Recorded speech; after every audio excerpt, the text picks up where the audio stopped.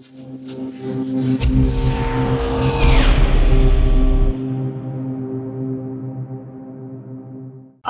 morning, everyone. So, the session is about getting smarter about data privacy. And we are going to talk through like what exactly is data privacy, how we can achieve that. We're also going to dive deeper into the concepts of creepiness, which is related to your big data analytics, like how the third parties, your data aggregators, they collect the information, your personal information, and they use it. So, before we dive deep into the agenda, a brief introduction about myself. I'm ParulKhanna. I'm based in Toronto, Canada. I work there as a consultant for a financial institution. Um, I have over 8 years of experience in governance, risk compliance, and I've also done incident response, software engineering, help desk. So pretty much have like hoops of different experiences. I've also published a research paper on doxing. So this was for the conference on forensics and privacy in 2016 in Montreal. I think this deck includes the link for it somewhere. If not, then probably just kind of reach out to me. I'm more than happy to give you the link. I'm also board member for the ISC Square Toronto chapter. I represent that. We have like monthly meetings, and I'm also the events coordinator for the VICES. We do have our VICES president, Mana, sitting right there. So yeah, say hi to us whenever you get a chance. Okay, for the agenda, I'm going to walk you through like what's the distinction. There's a thin line which is demarcating between your data privacy as well as your data security. So we're going to walk through that. And then I'm going to define what exactly is creepiness, like how exactly you define that, and what are the best mitigating measures you take to avoid it. We're also going to look through some of the statistics to see where do consumers draw the line, and it's an interesting study that has been pulled up from a research which was conducted by KPMG. I'm going to walk through the pillars of uncreepy, so more essentially the crowns of like best practices, and then the steps to mitigate creepiness. And in the end, we'll be spending a few 5 to 10 minutes of the best practices to achieve your data security. I'll be concluding the session and leaving the last 10 minutes open for the audience to answer any follow-up questions.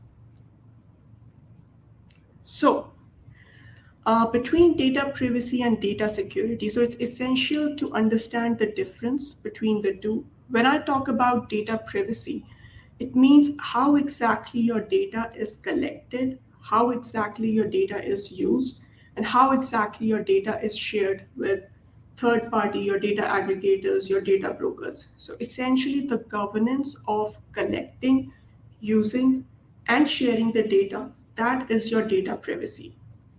When we talk about data security, your data security essentially is how that data is protected. Is that data encrypted at rest? Do we have ACLs in place on who exactly have access to that data? What are the security controls in place? Or if your, let's say, website processes highly confidential PII information, do we have appropriate authentication mechanisms in place? So all these things are related to your data security. So your data privacy is essentially is proper handling of data and includes the consent, notice, and regulatory obligations. So something more on the grounds of your data privacy laws. Your data security is protecting data from your internal and external attackers, which is your data security controls. So I've taken an example here and I'll just read through it. So consider a scenario where like you have gone to great lengths to secure your PII information, like your date of birth, your name, phone number, etc. Now the data is encrypted, access is restricted, and multiple overlapping and monitoring systems are in place, right? So this is essentially your data security controls. However, if that PII data was collected without proper consent, so this is your violation of your data privacy. So there is a thin line demarcating between the two, but essentially your data protection is necessary to achieve your data privacy. So, taking a look at some of the threats to your data security. So, we briefly talked about this. Um, your unauthorized access and usage, like who all have access to the data, and especially if it deals with your financial or your PII data, is that something that is being logged? Do you have enough sufficient data elements which are actually tracking that information, capturing that information, and storing them in the form of logs? Then liability due to regulatory non-compliance. Like, have the consumers or the users consented to the use of that personal information? The theft or accidental loss of media. Do you have enough safeguards in place that if, let's say, your remote device or your laptop, it gets stolen or it gets lost, do you have enough safeguards to do that remote wipe, like that ability to remotely wipe that particular device? Improper treatment or sanitization after end of use. Like, what are the controls in place for the secure destruction of the information?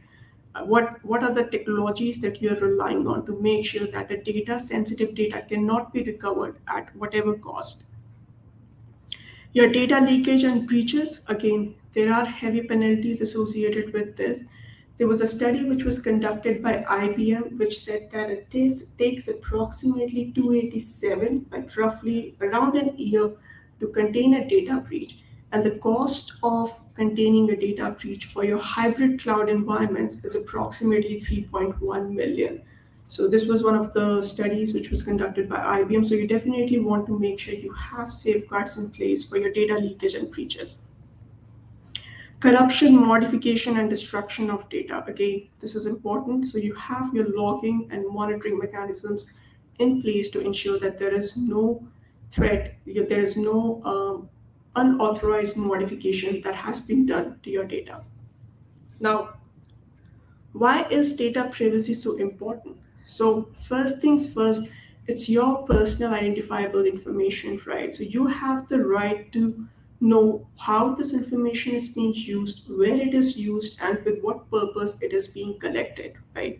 So, the penalties for violating the rules, they are severe, right? Especially when we talk about like GDPR and when we talk about the different privacy laws. So those penalties are quite serious. So we saw that recently a CISO was sent to imprisonment just because of hiding a data breach.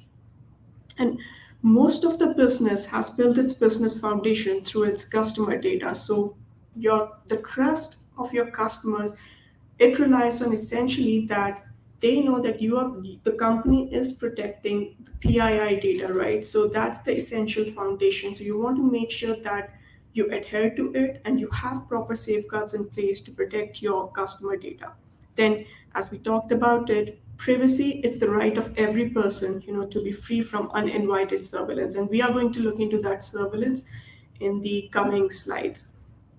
And then finally, save the individual and companies from the theft of data that can cause enormous monetary losses, right? Because having a data breach or getting your company's name published in the news, it's no good, right? It tarnishes the brand image, the customers walk away, you lose the business, you lose time and money, and then there is damage to the reputation as well. So after we have defined data privacy, data security, and then the common threats, let's look at what is exactly your creepiness, right? So I've taken a snapshot from Twitter here. So I'll just read through it. So creepiness essentially, let's take a look at this snapshot and then I'll dive into what exactly is creepiness. So again, this is like some arbitrary XYZ. So last night I had a conversation with my partner about palm reading, and this morning I get an ad for a palm reading app on Instagram. Pretty sure that it's happened with most of us. Let's say I'm going to a website, making a search for maybe flights to Vegas or hotels in Vegas, and the next thing I get is I tend to get a lot of recommendations, either in the form of like Gmail or the Google Chrome or the ads, right? So everyone laughs at me when I bring this up, but I'm so totally convinced Facebook is listening to our conversations to target ads.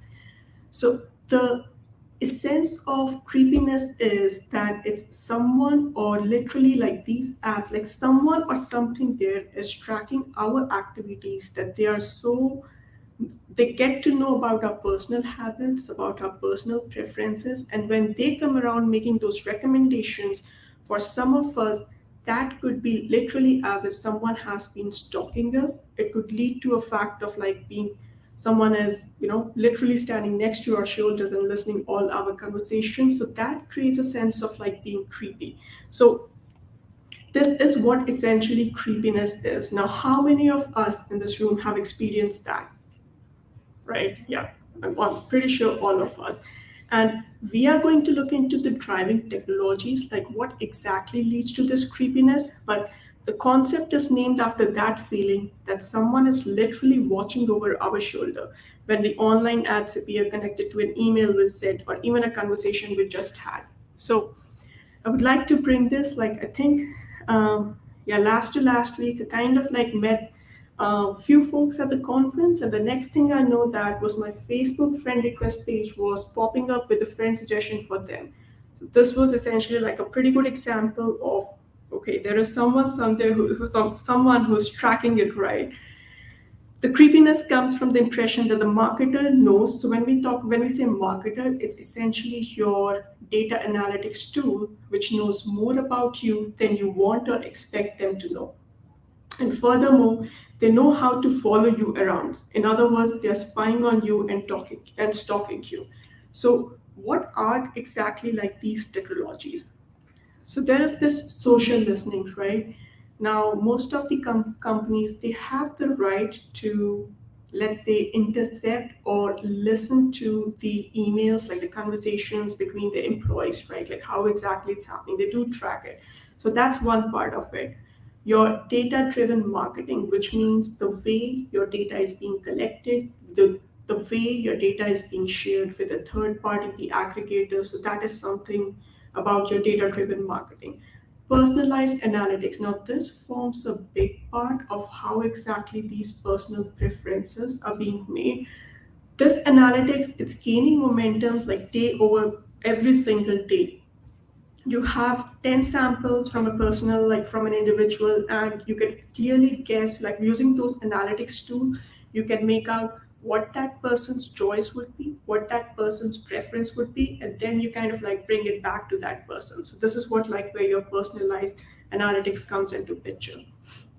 Then your ambient social apps, which is your Facebook, Twitter, Instagram, LinkedIn, maybe TikTok as well. So you'd like name it, and all these, they have these association with the third party aggregators, and they kind of like tend to pass the information around.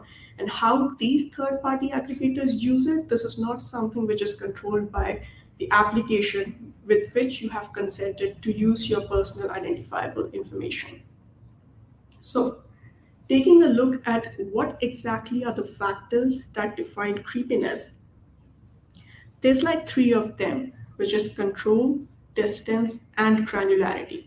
So the control is, in one simple term, if I was to define like in one simple sentence, control is, has have I consented to that data being collected, or how much of my personal identifiable information is being collected. So this is something that I control, right? Like for instance, if I'm signing up for an account, it makes sense to provide your name, date of birth, your last name, but it doesn't make sense to provide your social information number or any other personally identifiable information, right? So control essentially is, it's if the consumer or the user has consented to collect that personally identifiable information.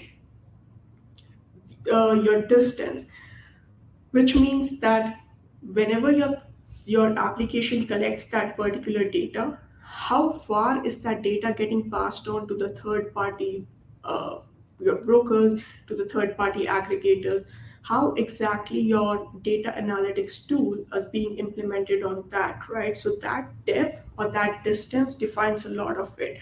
Now, if that data is being passed over to, let's just say, thousands of data aggregators, then all of them, they're going to have their own data analytics tool. So you're going to receive a lot of personalization based off on that. So you clearly want to make sure that There is less distance, which means that the application you are passing the data to keeps it to themselves instead of passing the data, to other places, because that increases the creepiness factor. The granularity. Again, this is more or less closely related to control. Granularity, in one simple terms, is what is the details or the data set that is being collected. Like, is it your name, social insurance number, your age, gender, your date of birth, your contact information? So anything related to that is your granularity.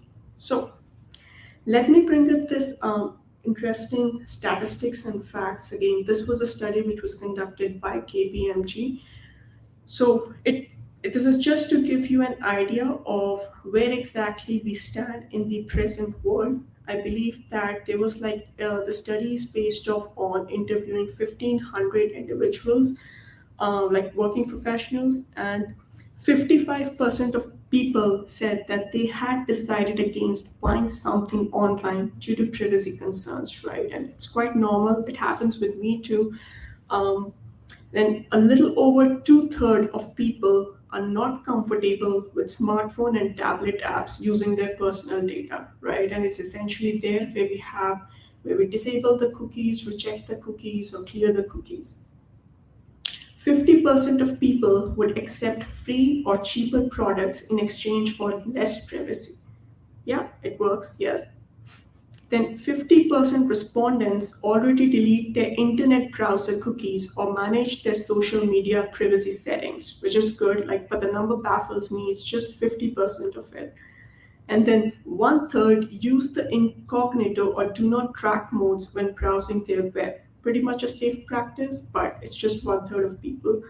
75% of respondents said that they were uneasy with the online shopping data being sold to third parties, right? So this is something to, these numbers and facts are something to think about. Then, if we talk about the pillars of uncreepy, so there's three different broad pillars on which we can define how exactly we can be uncreepy. Again, the name, it's kind of self-explanatory, but we'll go through all three of these. So transparency is one of the things. How exactly your data is being collected, what exactly is being put to use, right? Like a clear explanation of what data you collect and how you use it. The privacy experiences that are human understandable, and then responsiveness when the customers request those information, right? You have the right to know how that information is being used, collected, and shared. Meaningful choice. So options for data collection that includes progressive capture, right? Data minimization without breaking the experience. So which means that you are limiting the data collection only to those data sets that is actually needed. And allowing opt-out versus nuclear opt-out, which means that you provide the individual the consent to actually opt out if the consumer has not consented to the privacy terms and conditions. Then fair value exchange. So this is related to recognize that value has different meanings, right? Like for some of the consumers, what may stand as if they receive a lot of lot of suggestions, lot of recommendations, that might not be creepy for them. But for some other individuals, if they receive a lot of those suggestions, they might find someone is literally stalking them, or they might find it creepy.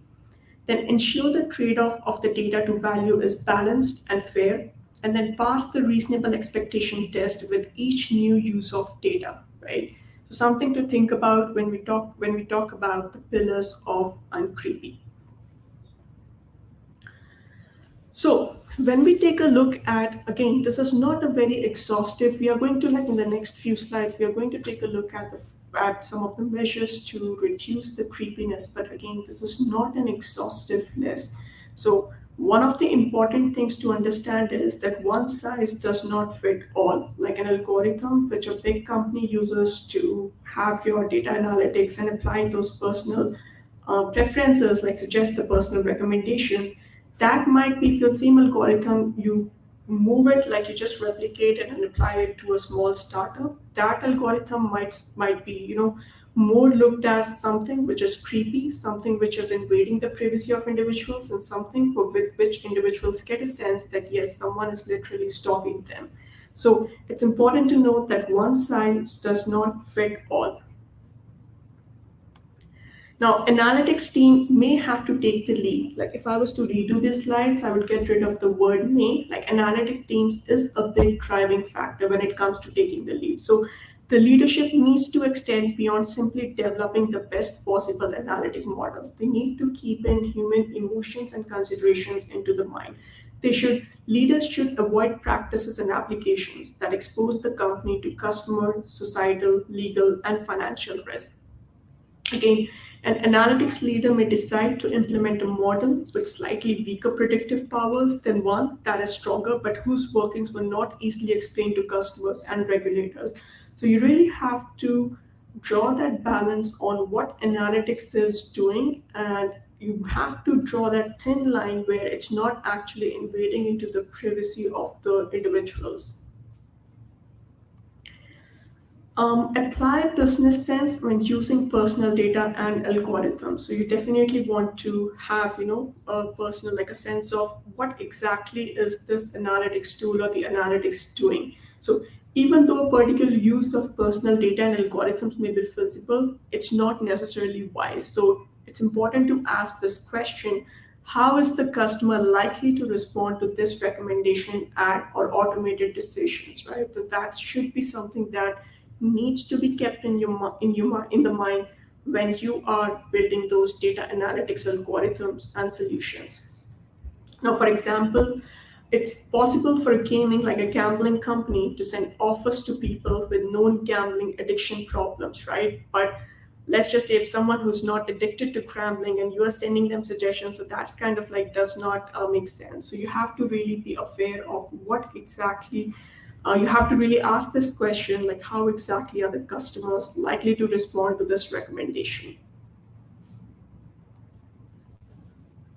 Then expand governance for the use of personal data, algorithms, and applications. So essentially what this means is how your data is collected, where is it stored, who all have access, is there like logging in place, how's that data is being shared with the third-party aggregators. So most companies, they do not have good processes for identifying, discussing, and deciding on ethical issues, right? So this is something which is clearly lacking.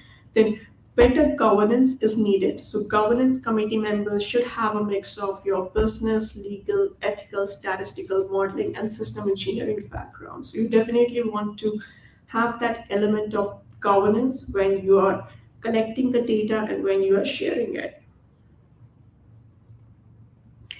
Then be transparent about the use of personal data and algorithms. So transparent visibility is one of the important things which the customers or the consumers, they have the right to know about how their data is being collected. So people should be aware of what personal data is collected, analyzed, used, shared, and the extent to which a decision is automated. The public, media, and emerging laws and regulations are also calling for greater transparency. So we'll be taking a look at some of the privacy laws in the next few slides. But essentially, you want to be transparent about how this particular data is being collected, right? And if it is just enough or just necessary data elements that are being collected. Then be alert and seek technological solutions. So when we say about like technological solutions, essentially this interprets or this refers to your data security controls in place. Like let's, for example, like if an XYZ application or a website has collected personal identifiable information and there is a need to pass that PII data to a third-party aggregator or a data broker, then how that data is being stored, like how that particular data is being secured on that with that particular third-party aggregator. So this is something that you need to be thoughtful about when you're looking at your technological solutions or when you're talking about your data security controls. So many companies have personal data stored in a variety of databases, used in multiple applications, and employed for different purposes. So it's important to be able to show consent to collect the data, know who has access to it, identify how it's being transformed, and track what data is used, describe the analysis performed on it, and then explain its use in algorithms as well as decisions.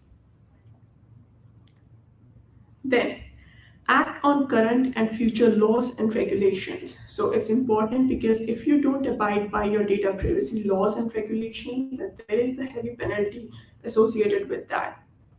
Now, the GDPR, it went into effect May 2018 and impacted all companies doing business with the European citizens. So the regulations require opt-in authorization to collect any personal data, which means that giving right to the consumer if they don't want their personal data to be collected.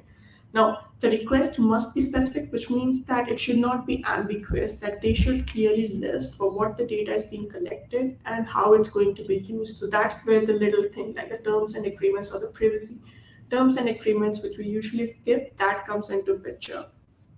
The collection and use of personal data must be specific, well understood, and business purpose. Again, it's something which is needed for business, and it should not be something which is just collected out of randomly and out of the blue. Then have people and processes that can explain analytical output. So that's quite important to understand because we rely so heavily on like automation, the data analytics tool doing all those analysis for us. It's important for the humans to intervene and then study that analysis to make sure that we are not invading that line between privacy as well as your creepiness factor. So companies need to recognize the analytics interpreter or translator role. So people with the ability and responsibility to explain analytical models. And when selecting from among modeling alternatives, keep explainability as a consideration. Like you should always be able to explain whatever the analytics tool has inferred or drawn. Like there should be an element of human intervention studying those analytics.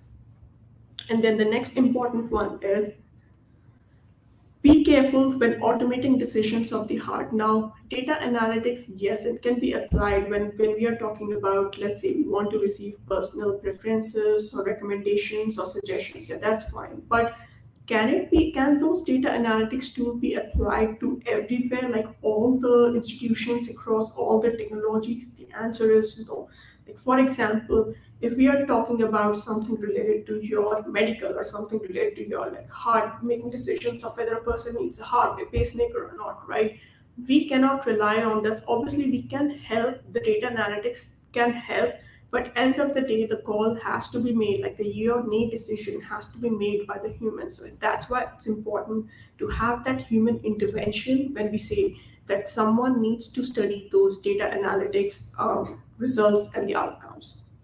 So analytics managers and professionals, they should start by thinking carefully before automating decisions of the heart. The potential negative consequences, obviously, that could pose a threat to the lives. That could be really like substantial. And if the organization chooses to proceed, be especially careful in building the models, right? So something that needs to be given like a careful consideration and thought about. So so these are some of like the things that needs to be kept in mind when we are talking about okay the creepiness, like the mitigating factors for your creepiness. Now when we talk about your data security technologies, like how exactly what are the technologies in place to secure your data? The first one is your data loss prevention. So DLP essentially means that how exactly your data is being passed on like externally, like do you have those controls? If let's just say today I tend to send large PII information to my personal email or to my personal Outlook from my work laptop, is there sufficient safeguards or controls in place to prevent that or to block that action from happening? So your DLP essentially comprises your discovery and classification, which means discovery means where exactly your data is, like where exactly your data, your highly confidential or your PII data resides. What's the classification of that data? Like, is it restricted? Is it confidential? Is it like internal? Is it external? And then obviously monitoring and enforcement, because whatever tool or technology that you are using for your DLP, like as a DLP solution, it's important to monitor those events so that action can be taken, immediately. If there is, let's just say, if there is a data breach or a data leak. So some of the things that your DLP policy that needs to address are like what kind of data is permitted to be stored in the cloud, right? Where can the data be stored? Like which jurisdiction? So something to think about. sorry, how should it be stored? Like your encryption and storage access considerations. What kind of data access is permitted, like which devices and what networks, which applications, which tunnels. So all these things, like the technical details of it, this is something to think about. Then under what conditions is data allowed to leave the cloud? Because most of these companies, like the third party aggregators or your third party brokers, they rely heavily on storing your data in the cloud premises. So you definitely want to make sure that the cloud, be it like your public cloud, private cloud, it's got sufficient controls in place to protect that data from a data leak or a data breach. Some other data security technologies is your encryptions. Definitely, you want to make sure that your data is encrypted in rest, your data is encrypted in transit. If you have an application which is like your API is making calls to the database, then yes, the authentication to that API is controlled. It's through the proper authentication mechanisms. Your key management is important as well, like the data encryption keys, who has them, and then how often these keys are rotated, what are the security controls in place to protect those keys. Masking and obfuscation is another thing, which means that if you are using your PII data and like your lower environments, which you shouldn't, but yeah, there has to be masking as well as scrambling of that data in place. Then anonymization, tokenization, these are some of the other techniques, which means that you cannot identify like which individual, like which set of PII data sets belong to which individuals because it has been anonymized, right? And then you kind of like assign a token. So tokenization is more commonly used in like your medical world, where you kind of like assign a unique ID instead of displaying the patient entire PII, which is personally identifiable information. So some other data security best practices to look at is hardening of the devices, making sure that the patches are up to date. Then all guest accounts are removed, all unused ports, they are like closed, right? You get rid of the default settings. No default passwords remain. Then obviously there is like strong password policies in effect. I would add to this that there is multi-factor authentication too. Any admin accounts, they're significantly secured as well as logged. All unnecessary services, they are disabled. The physical access is severely limited and controlled, and then systems are patched, maintained, and updated according to the vendor guidance.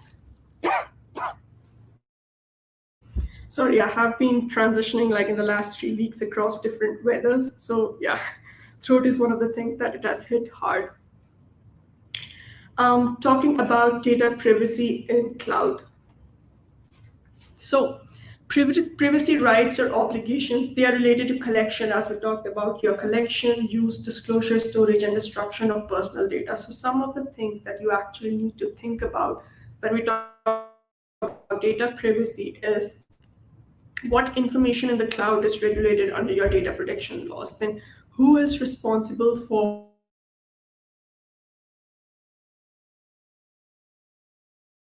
where is this personal data processed, obviously your privacy breaches, and then who is responsible for protecting the privacy. So some of the things that you need to think about when you're actually planning for data privacy in cloud. Thank you so much.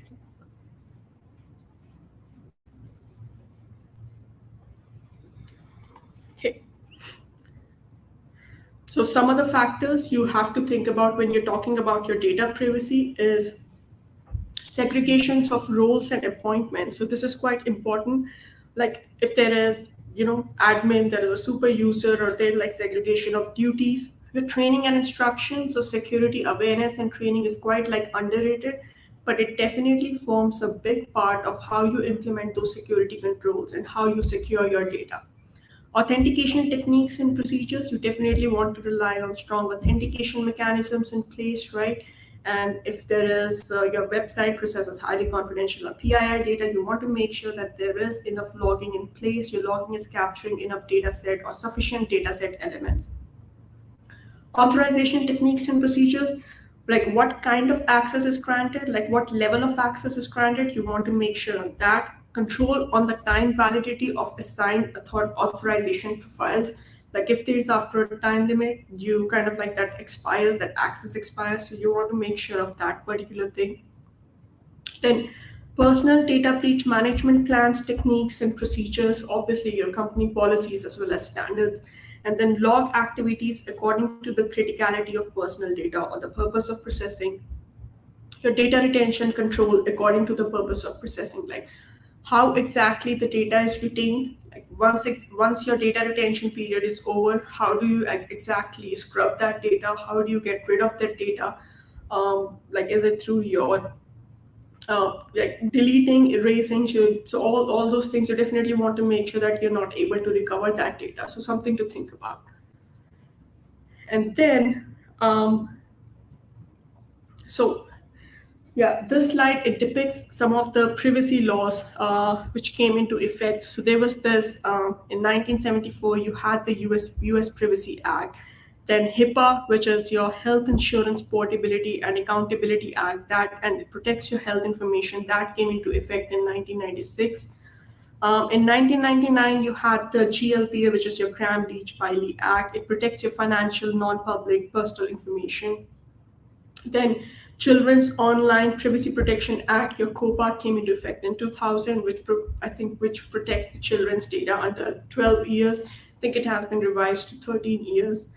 The privacy rule that came into effect in 2000. Then your SOX was in 2002, which protects the public from fraudulent practices by the corporations.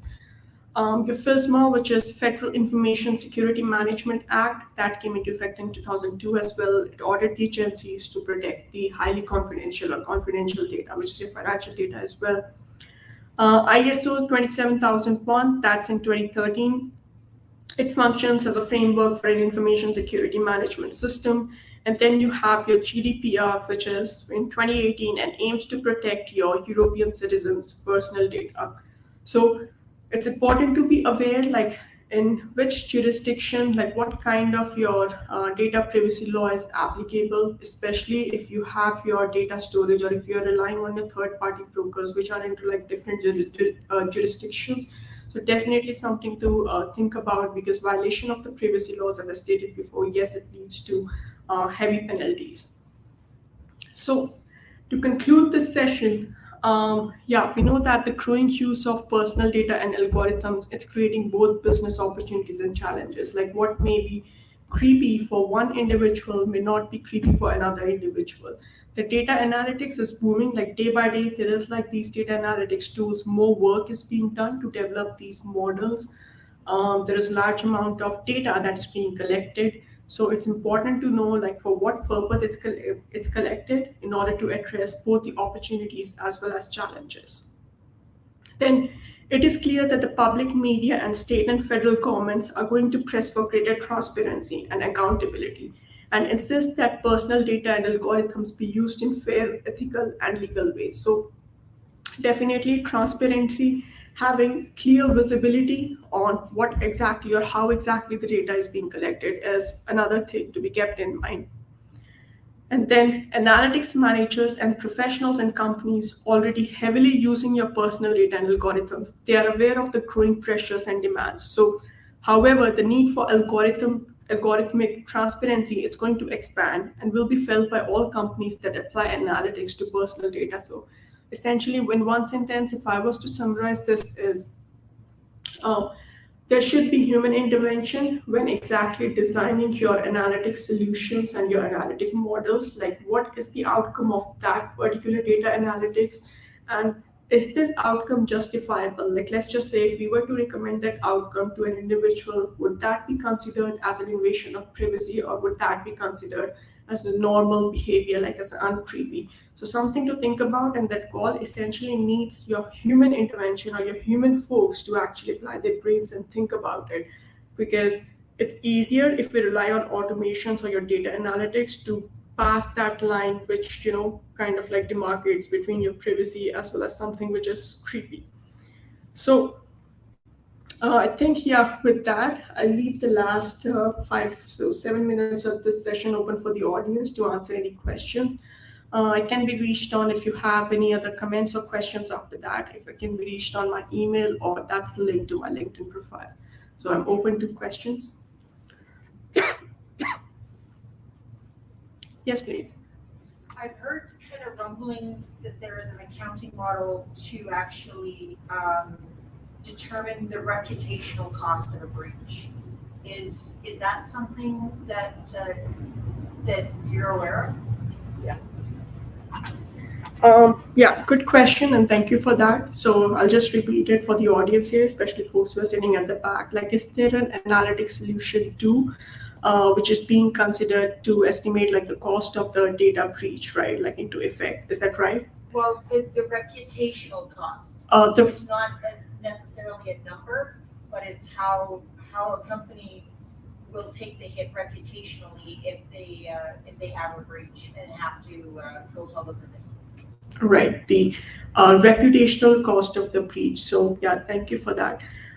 Yes, I have read about. So, when I was building this deck, yes, I have read that there are studies underway, there is research underway to have deeper dive into the analytics, more solutions which can actually present a fact. Let's just say if there is a data breach, like what would be the cost to the reputation, what would be the cost to the image, what would be the cost to the business, right? There are studies underway.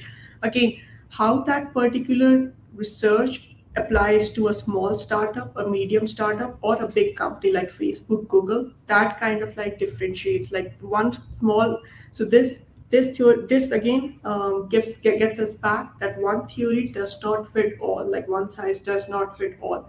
But yeah, you're right when we say that there are studies underway, there is research underway, which is I'm not familiar of any particular like any analytic solution in general.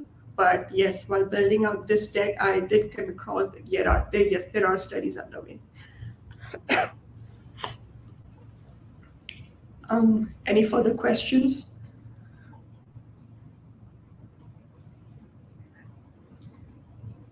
Okay. Okay, I think yeah, with that, yeah, I'd like to hand it over to the next speaker, and thank you so much for attending this session.